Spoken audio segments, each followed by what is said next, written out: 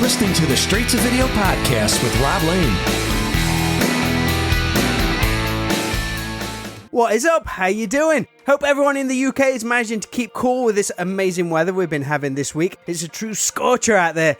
Well, as always, I appreciate you choosing to listen to my Straight to Video podcast, and on today's show, I get to bring you a seriously fun talk I had just a few days ago with Ronnie Riddle, frontman and singer for North Carolina rock band Preacher Stone. Ronnie and his bandmates have a brand new album titled 5, out now with a new video and single, Rain or Shine, which you can check out. Plus, they'll be heading to the UK this July for a series of live dates, their second trip over here, but this time they'll be taken to the stage at the Made on Stone Festival on the 21st of July, alongside the likes of Mr. Big, Gun, and Living Colour. Now, Ronnie is a great storyteller, without doubt a journeyman, and we cover a lot of cool subjects from his introductions to rock and roll, meeting his heroes, how Preacher Stone got their break with a track on the Sons of Anarchy TV show, and lots more. Ronnie speaks from the heart throughout, and we chat about the tragic loss of two of his bandmates earlier this year, but how there was no doubt that the band should continue in their memory and honour. It was a pleasure to chat with him, and if you enjoy our conversation, please check out all things Preacher Stone over at preacherstoneband.com. As always, this Straight to Video podcast is proudly presented to you in association with Affinity Photo, an incredible piece of photo editing software which I've been using for graphic design the past couple of years. Affinity Photo is used to create the podcast episode artwork you see each week, and it's an extremely affordable alternative to other programs on the market, so please, if you can, check them out at affinity.serif.com. Alright, let's do this. As mentioned, Preacher Stone are going to be over in the UK this July. All dates and links to their music and videos can be found at preacherstoneband.com. But for now, please enjoy this great straight to video chat with Preacher Stone's Ronnie Riddle.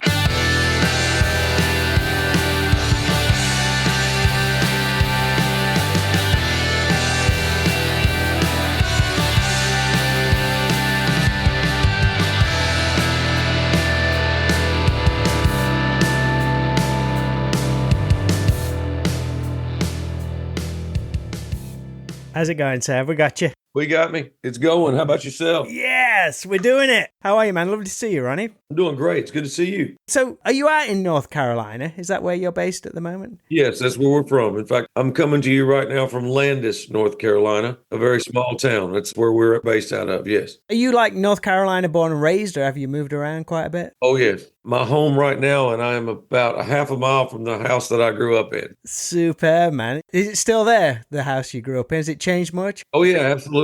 It used to be a mill town. Textiles were really big. So making towels and sheets and washcloths and things like that, that was the backbone of the economy here. Used to be, not so much anymore. Have you ever felt the pull to move elsewhere, or are you happy just like be a touring musician and have that home base? I like being in the hometown, because close to where, my parents and my wife's parents live. But we did move away for a while. I was in Nashville for 17 years. Wow, man. I did the go away and come back thing. Was it the I mean, it's always been a music town, but when you were there, was it like this really thriving hub for musicians and stuff when you were in Nashville? That's the reason that I went.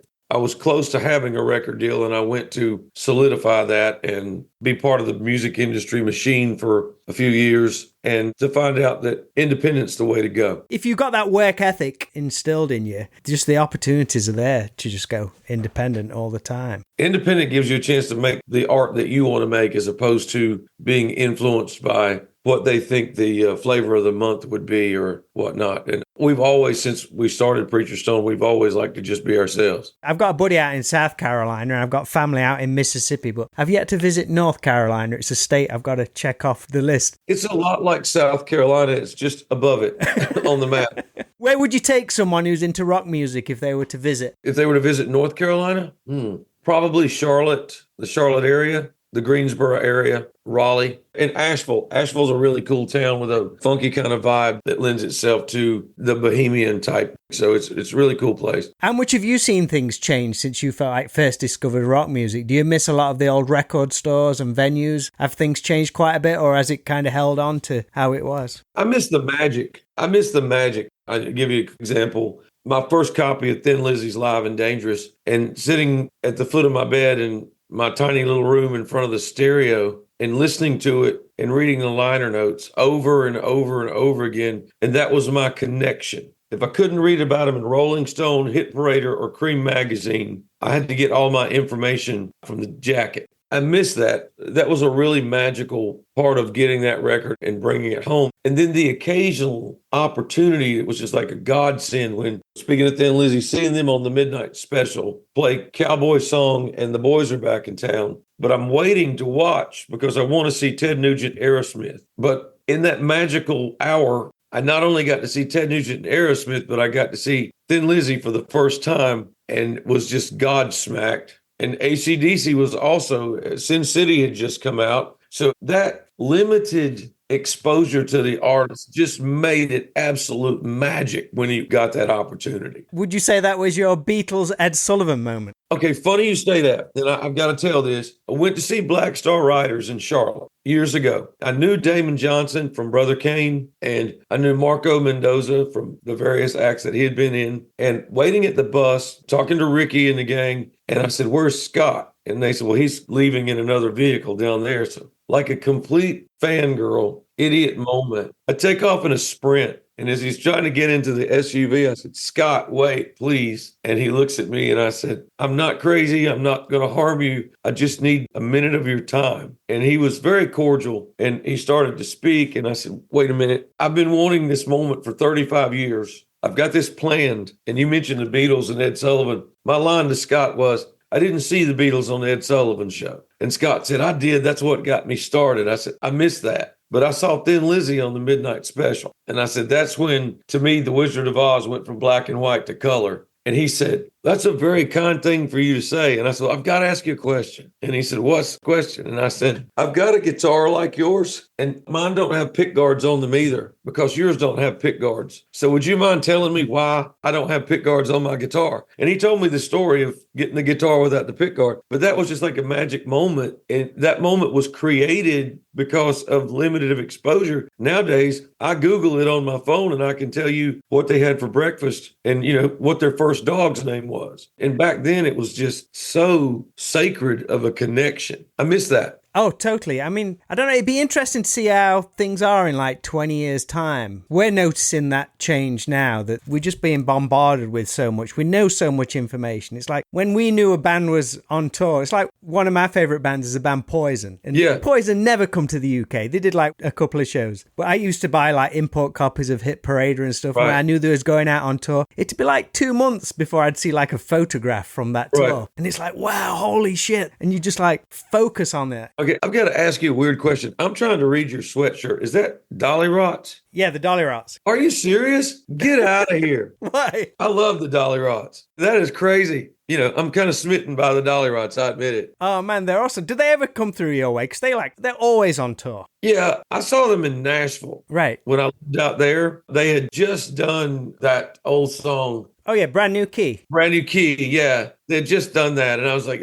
I just love that version. And yeah, man, that is so cool that you're wearing a Dolly Rock sweatshirt. They come over here quite regular. They're awesome. They take the kids out on tour with them now and everything. They seem like a really nice group of people. Yeah, genuinely. Yeah, just super open and welcoming. And yeah, you got to check them out next time they come through. Man, I'm so envious.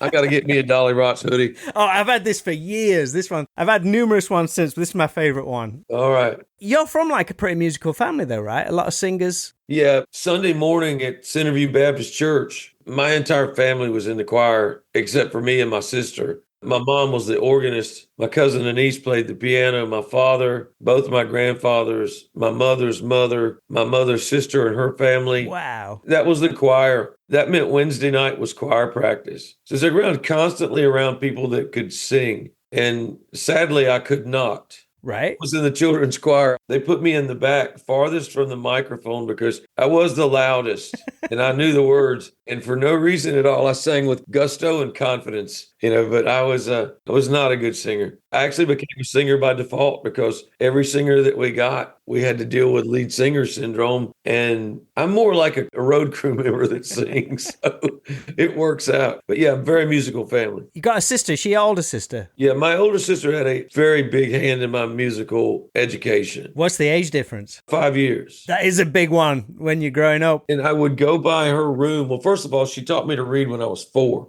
And that was probably one of the greatest gifts that anybody could ever give you. And then passing by her room, there was everything. Her tastes were everything from Chicago, Gordon Lightfoot, Jackson Brown, Billy Joel, all that. My dad's little brother was about 12 years older than me, and he was into all things soul. Otis Redding, Percy Sledge, I mean, all that kind of stuff. My grandparents had country music on the radio all the time, and my mother's parents were more religious, so there was always a church music. There was always somebody singing. Are you a fan of the movie Almost Famous? Oh, absolutely. Because William Miller's got an older sister, and she gives him all his records. It was through my older sister that rock and roll hit me right between the eyes. I had basketball practice and needed a ride to basketball practice. And the guy that she was dating had this souped up 68 Chevelle Super Sport, and it had an 8-track player in it. And I climbed into the back seat, and they're going to take me 15 minutes down the road to where my basketball practice was at the YMCA. How old was you?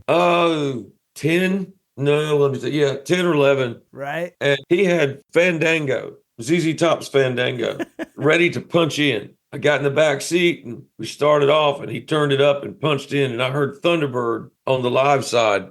I forgot all about basketball. I was like, what is this? And how can I get this into my life? You know, this needs to be a part of my life. And that just kind of opened the door. But that led to finding out guitar people. And at my age, there was going to be Kiss. You were going to be exposed to Kiss. All the kids at school were talking about Kiss. So I'd get the Kiss records. And I'd sit there on a very cheap guitar and try to learn how to play the Kiss records, because the guitar was all I wanted to do. But I remember going to my sister and saying, when I hold the record sleeve up, it says Simmons and Stanley in parentheses. What does that mean? And she just very matter-of-factly said, oh, that's who wrote the song. I'll remember forever walking out of her room and starting up the hallway to my room. And the only thought that I had was a very blue-collar thought. It wasn't, oh my God, the magic of songwriting. And no, I said this to myself, damn, now I got to learn how to write songs.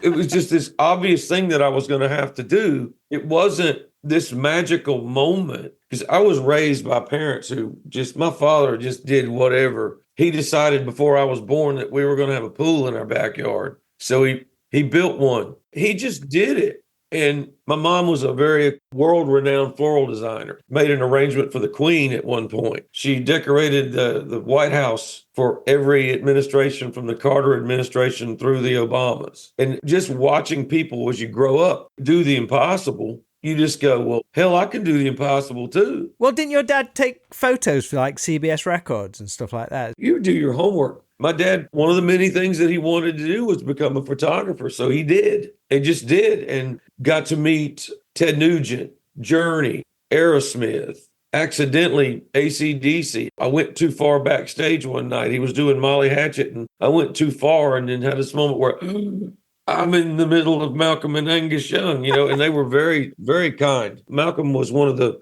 just from the one meeting, one of the most honest and gentle. I was going to use the word gentle. And he looked at me and he said, hey, mate, you know, I'd overstepped my bounds. I was in the forbidden area, you know. So was your dad like the local concert photographer then? He'd send them off to the record labels? My dad had a friend that worked for CBS. They got in a pinch one time. He was a store rep, and they got in a pinch one time, and he called my dad and he said, can you make a picture? And they were so pleased with it that other opportunities came, you know, and you know, it was everybody from Charlie Daniels, Merle Haggard, Willie Nelson, Chris Christopherson. I mean, the list is just stupid, but it gave me the opportunity to be in that environment and realize that those people, thanks to people like Ted Nugent, very humble, very nice. Did it humanize them a little bit? It did. And Rob Halford, great Rob Halford story backstage. And, you know, they come in and they've just played golf, and they all go to their back in the part where you can't see, and they all change their clothes. And Rob's in the shower area hitting these notes that only dogs can hear. And, you know, I don't have a place to sit. So Ian Hill offers me the arm of his chair. And I was so afraid that was Screaming for Vengeance tour. And I was so afraid that I wasn't going to get to see them that I went out and bought tickets just in case my dad's assignment fell through. So now I have tickets from the Screaming for Vengeance tour autographed by every member of Judas Priest. But I always had this question. I would always ask this question. I want to do what you're doing. What advice could you give me? And Rob gave me some of the best advice anybody's ever given me. And, I'd like to say, Rob Halford and I are chummy, but we're not. I met him once. But he said, do your own thing. And what you're doing might not be in style or in vogue right now, but it will come back around. If you're trying to do other things to fit in, you'll never fit in. And years later, especially after moving to Nashville, it became abundantly clear that he was correct, because if you're in Landis, North Carolina, and you're trying to be what Poison's doing in LA, you're late.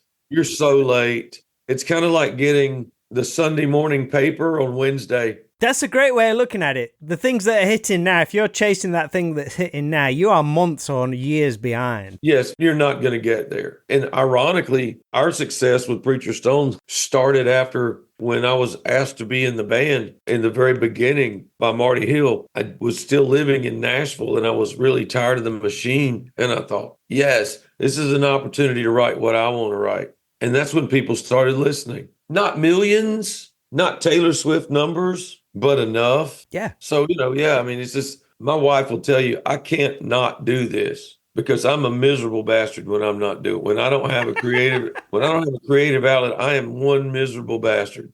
I love it. I'll do a quick sideline though, because I want to know. All right. Ted Nugent, babysitter. My dad did Nugent, 79. And we go to the venue and I've got a picture of it. Ted in his wife beater, we call him wife beater, tank top and jeans, playing the Birdland. And it's like being in a room with God. It's my idol. Bucket list, top of the bucket list is done. And then, my dad's got a job to do. So he goes, well, we got to go to the radio station. I don't want to go. Don't have a poker face. You can tell whatever I'm feeling, you can see it in my face.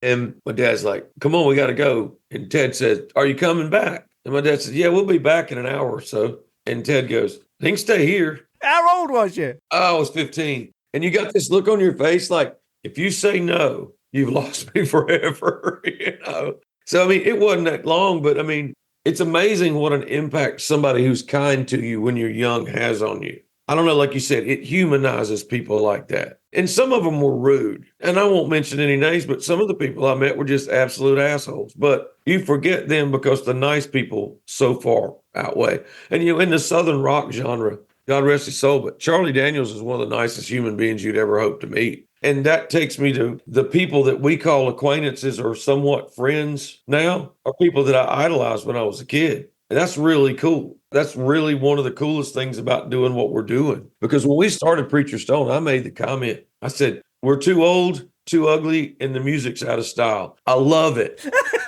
I love the odds, That's a t-shirt backprint there. Too old, out of style. I love it. There's no fucking way this is going to work. I'm in. It's crazy. Oh, man. Preacher Stone started in 2008 when your late friend Marty Hill, who sadly passed back in April, around the new album's release, shockingly, not long after your keyboard player, Johnny, had passed as well. Yes. That's a real double blow, losing two band brothers. Yes. Johnny was in declining health, and we always kind of thought that would happen. Marty was diagnosed with glioblastoma, and that's not good. There's no bright side to that. We knew what Marty was up against. We just hoped that we would have more time. But been a lot of lineup changes in Preacher Stone, but this particular lineup, Wyatt's the newest member. He's working on his 10th year. It's a long time, man. Yeah. We've been to the UK, we've been to Europe, we've been to Scandinavia, we've been to some of the Eastern Bloc countries. It's a lot of miles sharing with people. A lot of miles and a lot of memories. And we've seen each other at our best and our worst. And there's never any question that we wouldn't continue. In fact, Marty was basically ordered us to continue. And Nick Wynn's in now, and he fits in with, with Ben and Wyatt and Jim Bolt and myself. And it's good. It's different. But our fans have been really, really supportive and really loving, and knowing that it's something like a lady told me the other day, we're just glad you're keeping it together. You're keeping it going because your music means a lot to us. And it's tough. It's been a tough year. It's been a real tough year, but we laugh now and tell stories and remind each other of some of the funny times. And that's how you get through it. And it's weird. Marty, especially, he and I were the only two left out of the original formation of the thing. And there's still things that happen during the day that I think, I got to call Marty. I can't, it's rough.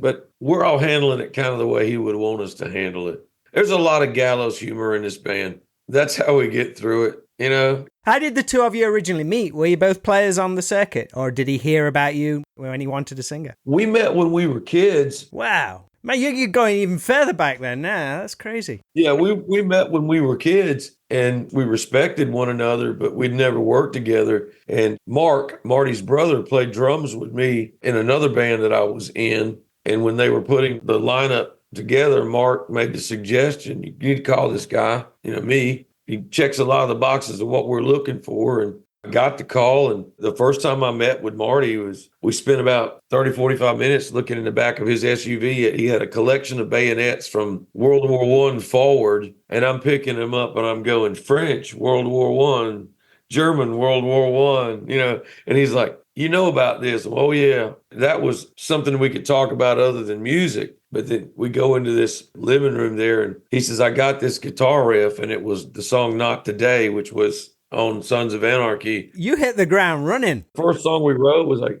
I was sitting there, what am I going to sing about? And there's this part in the song where it goes like a bridge, but there's no vocals over it. 99 times out of 100, I would have tried to sing over that. But the only thing I could think about when it was doing that was, this is where he threw the body in the lake. And then the whole murder theme, killing someone and getting away with it, came about. And I think that gravitated with Sons of Anarchy people. How did that get on their radar? Marty's wife at the time was trying anything to do grassroots promotion for the band. A lot of that was probably get on the nerves of the people that were involved in the show. If you keep asking somebody something, they'll either block you or they'll just go, just listen. So they'll shut the hell up. Really weird. Marty called me one day. I was still living in Nashville, and he said, there's a podcast by fans for Sons of Anarchy, and they want to use our song Old Fashioned Ass Whooping Sumbitch as the theme of their podcast. Well, should we be okay with that? I said, hell yeah, we're okay with that. That's exposure. So he and I are talking,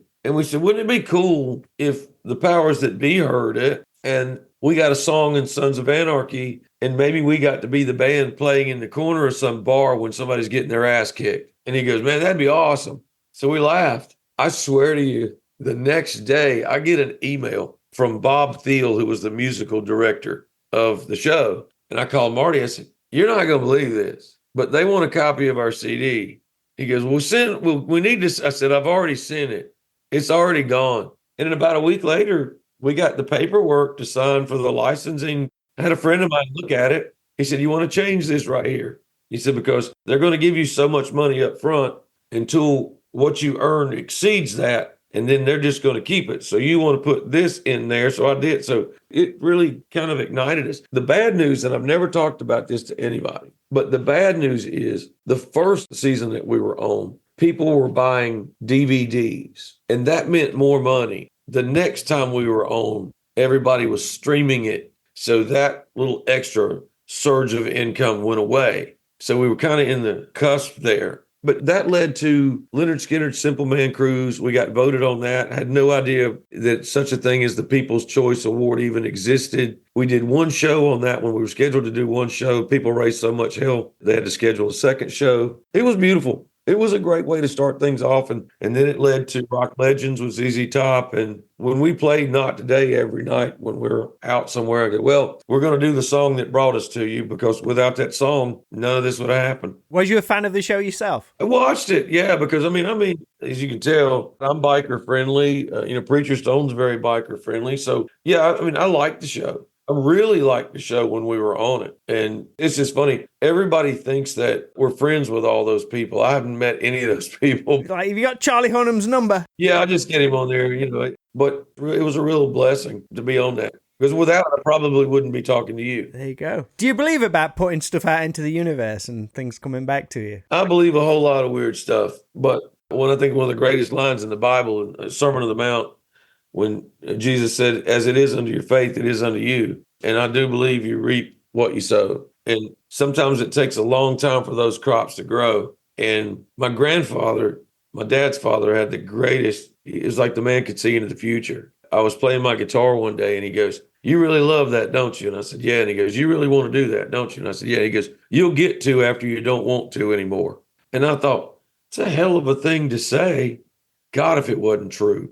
you start out and you got all these reasons you're going to do it. And a lot of it is, I'm going to show that people that laughed at me or that person that rejected me that I'm somebody. And that stuff wears thin after some years and some miles. And you just come to the realization, or I did, that you do it because you love it and it's part of you and you have to do it. And if you don't do it, you're not very happy. I do fully believe you get what you put out. I could not agree with anything anymore. Totally, man. Mention like Sons of Anarchy, we both grew up in the heyday of amazing TV shows. And being from the UK, we all adored the shows coming from America. Did you have any favorites growing up? Oh, from America or from the UK? Either one. Okay, I will tell you this. When I was a teenager, if I was at your house and it got too close to 11 o'clock p.m. for me to go home, to make it home in time to watch Benny Hill, I was watching Benny Hill at your house.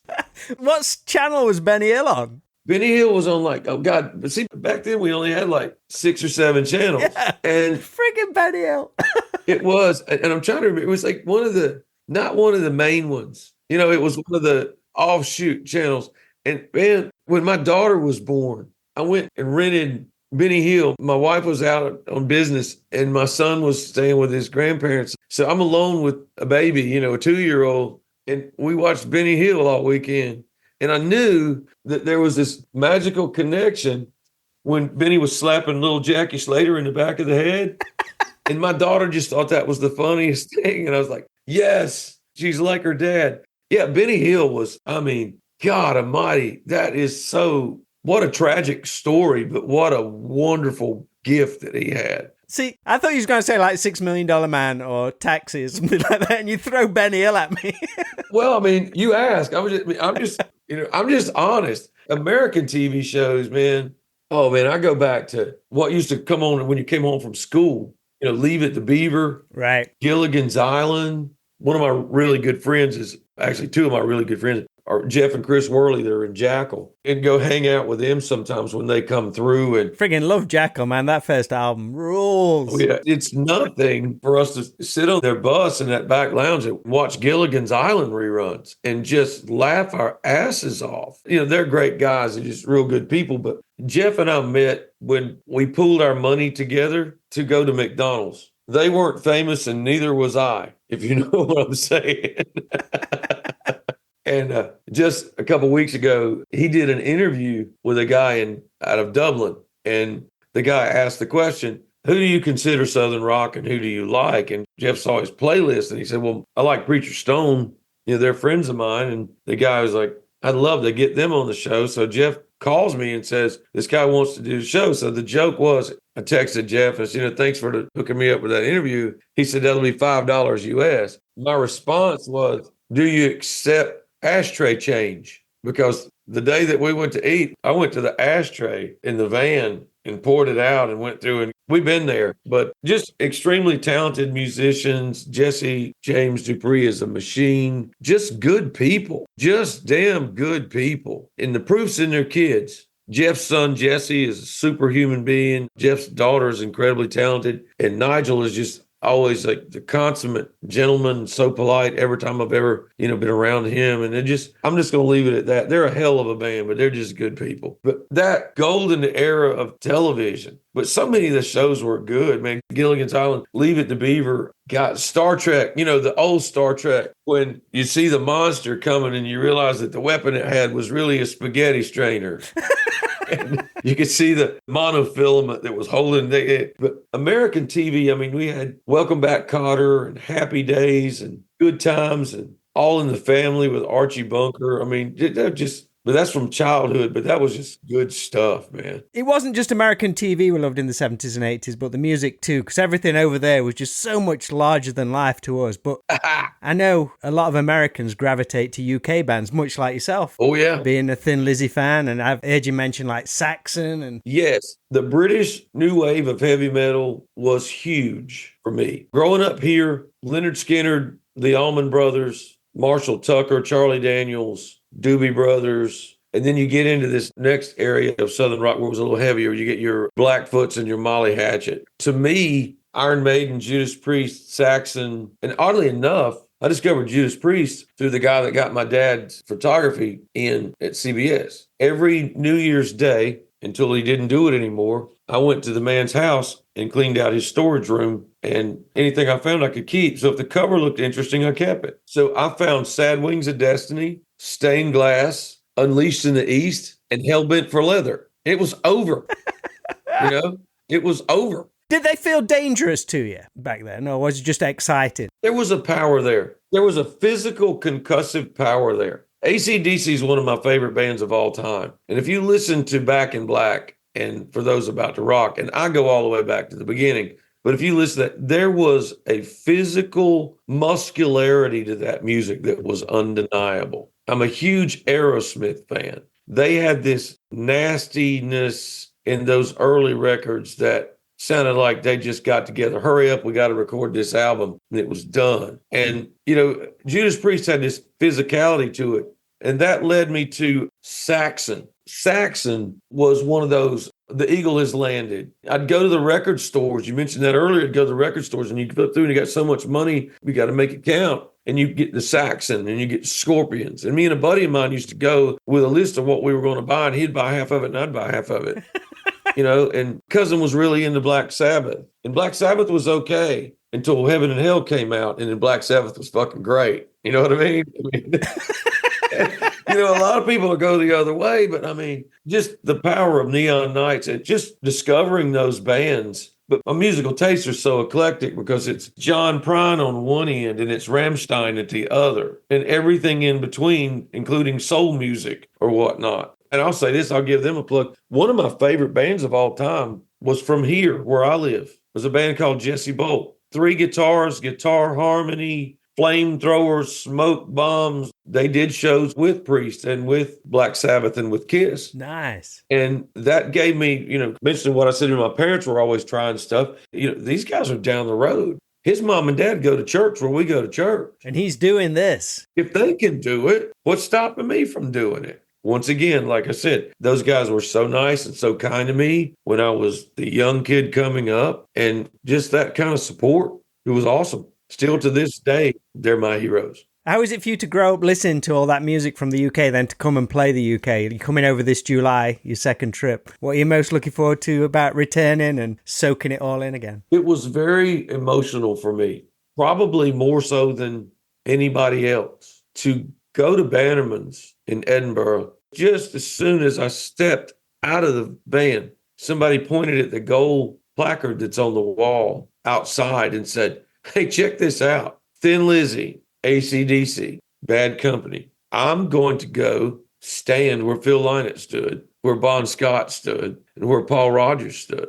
It was a tearful experience for me. It was very emotional. Especially at this point in your career, like, we're not getting any younger, any of us are. No. And then it finally comes around to that point. It's like, this is why I've stuck to it for this long. Marty said one time when we were on a plane, he and I were sitting near each other and we were going to Norway, I believe, or they were going to Norway. And he looks at me and he goes, "We're getting to do these things because we wrote a song." And he always had this unique way of putting things. Marty and I were really close, but we thought completely diametrically opposed, our outlooks and thoughts. And I'm so glad that he said that, because I've always said, I was a big Nazareth fan. They never got the recognition that I felt that they deserved. Dan McCafferty, one of the greatest voices in rock and roll, they were always kind of the underdogs, if you will. And for some reason, I latched onto that. And I always said that I'd rather have it in front of me than behind me. I wouldn't want to be a flash in the pan at 25. It's been a very steady climb, but I'm very humbled and very thankful for that, because at my age now, with the life that I've experienced, that I've had, I'm able to truly appreciate the opportunities. Because I was younger, you were always looking for the next thing, the next. And now it's like,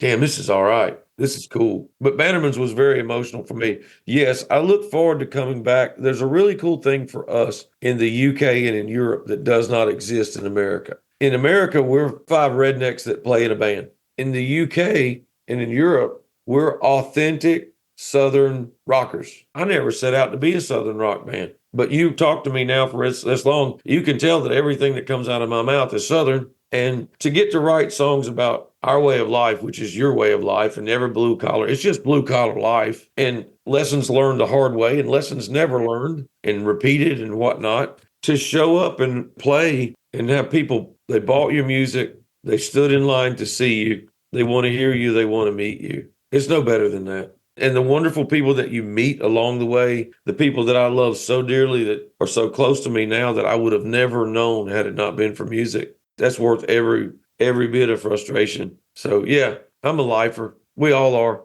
We don't know any better. You're getting to play the Made of Stone Festival. That lineup is insane. I was looking at it earlier. Living Colour, Gun, Mr. Big. These Wicked Rivers, yeah, I've got it memorized. We kick off the main stage on Sunday, so get there early. We wouldn't have it any other way. No, I'm very excited about that. I'm very excited to play with Mr. Big and Living Colour. These Wicked Rivers, I really dug into them and I love them. You know, we got some shows coming up with Tom Kilner too at the beginning of the UK run. And that's another thing is like Tom's an amazing talent. That's the cool thing about the difference between over here and in the UK. There are people in the UK that are big names that you haven't necessarily heard here, and maybe vice versa. I don't know. But being able to be in this neighborhood of genres that work well together and to get out and play with some of these really, incredibly talented people and be turned on to new stuff. And like I said, these Wicked Rivers, Larkin Poe and Tom Kilner, I'm really looking forward to being part of those bills and getting to watch. We're all as big of fans as we are musicians. Yeah, never stop being a fan, mate. Well, it's the magic. Like I said, it's going to be exciting. I mean, to get to do it once was a bucket list. To get to do it twice is crazy. And, we're already thinking about when the next record's going to come out. And it just, we got to support 5. Everybody got to buy 5, buy a couple copies, give it away for gifts, whatever. Download it 6 or 8 times, stream it 24 hours a day, whatever you want to do. Buy a T-shirt, keep us rolling. But we have the goal of establishing a really good presence in the UK. Friends of ours, Blackstone Cherry, have done it. We're following that lead. Ronnie, I want to end with one last question, which I throw to everybody. Okay. I want you to time travel a little to a Friday night in the late 80s or early 90s. Friday night, okay. And you head into the video store. I don't know where the video store was in North Carolina. A friend of mine's dad had the first video rental place ever. There we go. I'm talking like mom and pop stores. Oh, yeah, absolutely. We can't go to that section behind the curtain, right? No. Okay, all right, just checking.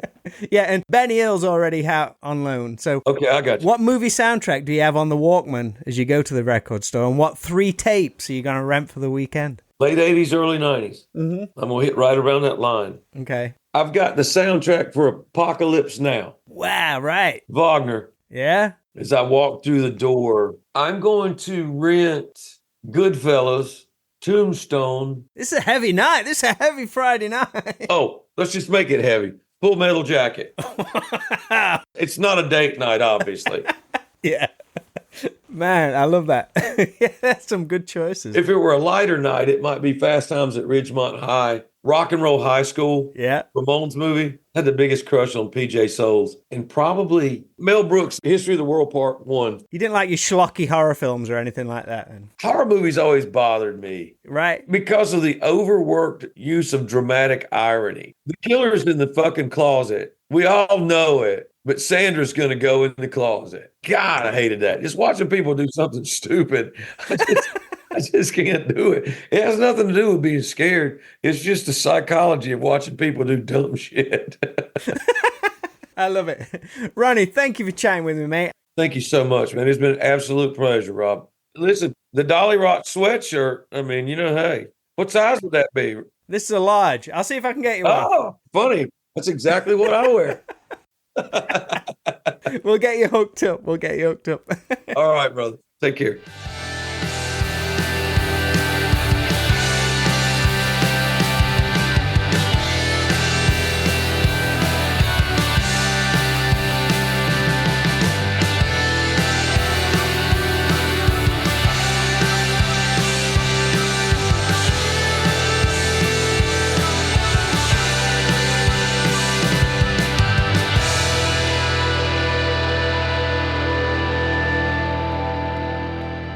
Massive thank you to Ronnie Riddle of Preacher Stone for joining me on today's Straight to Video podcast. It was a real treat to chat to someone with such a love, passion and appreciation for rock and roll, and I wish them all the success on their upcoming tour of the UK. All dates and links to their music and how to pick up a copy of their new album 5, or V in Roman numerals, can be found at preacherstoneband.com. So that is all for this week's episode. I hope you've enjoyed it, and we'll come back next Friday for a brand new episode, almost at episode 300. Till then, please make sure to always be kind, please rewind and unwind, and I'll speak to you all real soon.